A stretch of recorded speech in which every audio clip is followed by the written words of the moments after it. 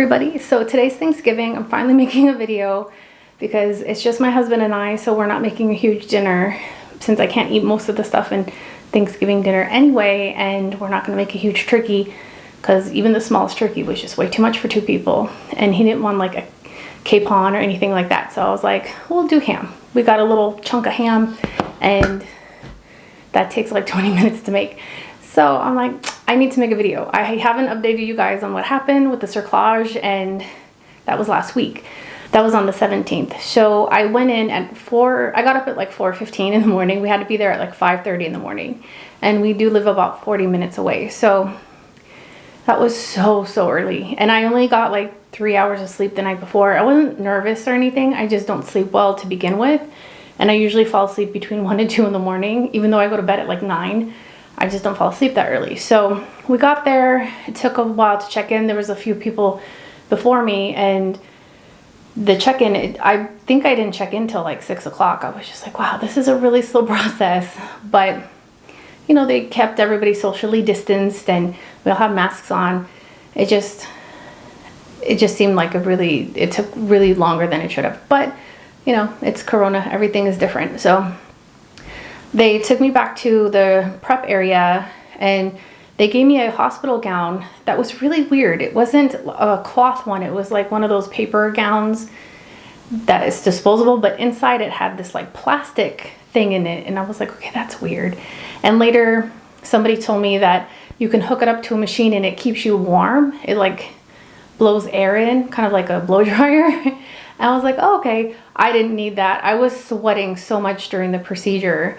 At one point I was like, can you guys, I'm like, can you guys kind of, you know, go like this and like push my boobs up, because I was so sweaty underneath. So I could move the thing under and kind of tuck it under, because I was like, I'm hot. But I'll get to that in a minute. So then the anesthesiologist came over, and another woman, she's not an anesthesiologist, but she was something similar to that. Like she put the IV, well actually she put it in my hand. And you know, we went over how they were going to do that, and it was more like an epidural. It was in my back. The needle wasn't as big. It did hurt, but it was like bearable. And it was mostly like, it wasn't so much getting the shot in my back, it was the liquid. I could feel it going through, and it kind of hurt on my right side because I do have scoliosis. I have like a C curve. It's kind of like that instead of being super straight. It's like, it's not an S curve where I'm like hunched over all the time. But it does affect when you get an epidural or anything similar to that. But she had to put like 3 or 4 shots in before I was finally like numb enough. But they did only numb me from the waist down, and then they get you into position. And it's not even close to like when you do, when you go in for your regular like gyno checkup or your feet are in stirrups. My legs were like this up in the air. I was just like, oh my God. And then they kind of tilt you, and then they strap your arms down. So you're just laying there very helpless. And it was just like, oh, this is weird and uncomfortable. And then they put a sheet because you don't want to see what's going on. They don't want you to panic, because I was totally awake. And the one doctor, I can't remember, she wasn't the anesthesiologist, but something similar.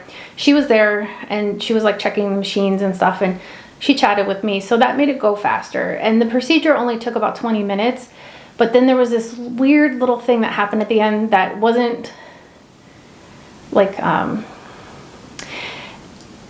so near my urethra at the end of it, I had like a little pocket, and it was filling up with urine. And the doctor was just like, I've never seen that before. So she called in a urologist who took a picture, sent it to her boss, and was like, is this normal? And her boss was like, yeah, that happens. It's really rare. But it's probably something she was born with and just never really appeared before. But because they were kind of working down there, it like irritated it, and it like filled up with fluid. And so they were like, okay, and it doesn't hurt. It's just like a little like pee pocket. It's kind of weird. So the doctor just wanted to make sure that it wasn't anything that she did to like cause it, or it wasn't kind of some kind of cyst that was going to hurt me later. And then the next day she was like, you know, did you pee okay? And I was like, yeah, it didn't hurt at all. I was sore down there. It felt like somebody punched me in my womanly area really hard a couple times, but that went away the day after. And most of that is because, you know, they open it to get in there wider, and then you got your legs up. While I was waiting for the urologist to come, the anesthesia started to wear off and I was getting really uncomfortable. And I was like trying to move and it's like you couldn't really move. So they undid my arms, which helped because then I could at least like do this and kind of wiggle a little more. But then the doctor didn't like adjust my left leg because that was when it was starting to really hurt. Like in the bend where, like, say this is your leg and this is your body, that little bend part right there where it connected, that's where it was starting to get really sore. Just because I wasn't numb anymore, so I could feel it. And it was like, oh, okay, this is uncomfortable. So she just kind of like pushed my leg and held it for a while until the urologist came in, and it was like, oh. And then when that was done, they're like, okay, we can put you down. I'm like, yay. So it was just like more uncomfortable than anything. And one of the things she did tell me was that one side of my cervix was a lot shorter than the other. She was still able to put the cerclage on, but because one side was so much shorter, that's definitely the reason why my water broke the first pregnancy. And if we didn't do the cerclage, it was going to happen again. So it was something that she speculated. And she was like, you know, from what you said about how your water broke the first time, and then seeing this, she's like, it's definitely the reason. So I feel like, okay, it's taken care of. I'm so much more relaxed and calm about the pregnancy because now I know things are going to go okay. I'm not worried about at 20 weeks, maybe my water will break again or something could go wrong. There's other things that could potentially go wrong, but for the most part, it should be okay. And I'm starting to get a baby bump now. It's, you know, I still kind of look fat, but it's bump-like. And so then the next day after that, my husband and I just basically stayed home. We were just so tired. And I just kind of vegged out on the couch all day long. Because when we got home from the procedure, it was maybe around 1 o'clock in the afternoon.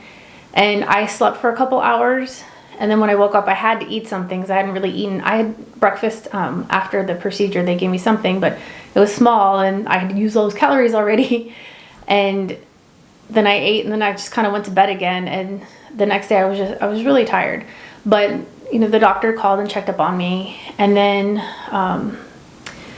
on Friday, I had a phone appointment with the dietitian who was like, you need to eat more carbs. So I've been checking my blood sugar and everything every day. And it's been really good. I had one that was 126, but I took it way too early and I didn't realize it when I took it. And you can't delete it from the machine. And it's hooked up to my phone, so it sends it directly to them. So then I took it again later on when it was a more appropriate time and it was normal. And she was like, so are you sure that's how it happened? And I don't think she believed me. I was like, yes, that's what happened.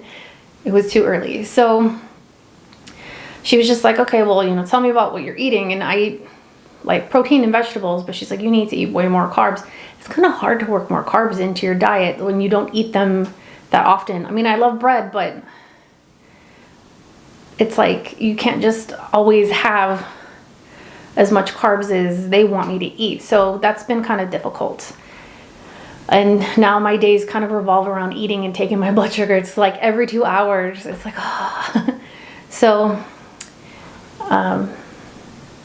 sorry. So it's just, it's been an adjustment. It's not hard. It's like, you know, or like where it's inconvenient hard. It's just like, okay, I have to remember to do these things.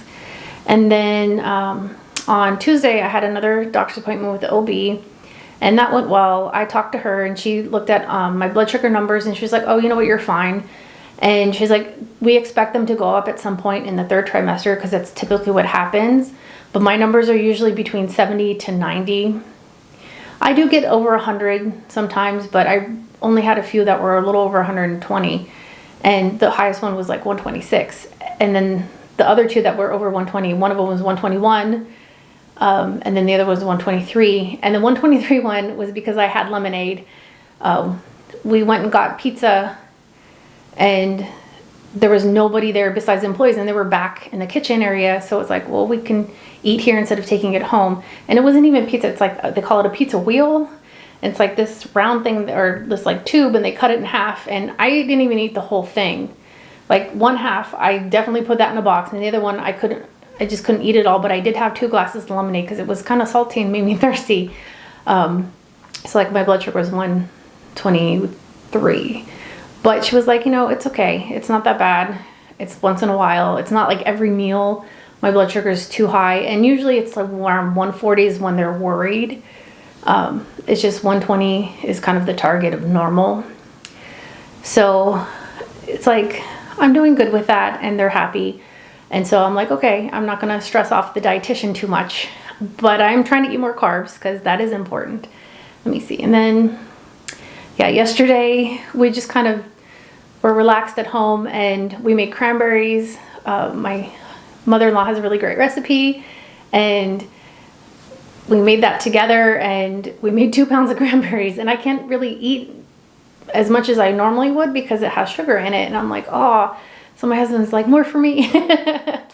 And then we realized, we're like, oh, tomorrow's Thanksgiving. I'm like, oh my God, I don't know why I thought it was like Tuesday. I'm like, we have another day. So we're talking about, I need to replace one of the tires on my car.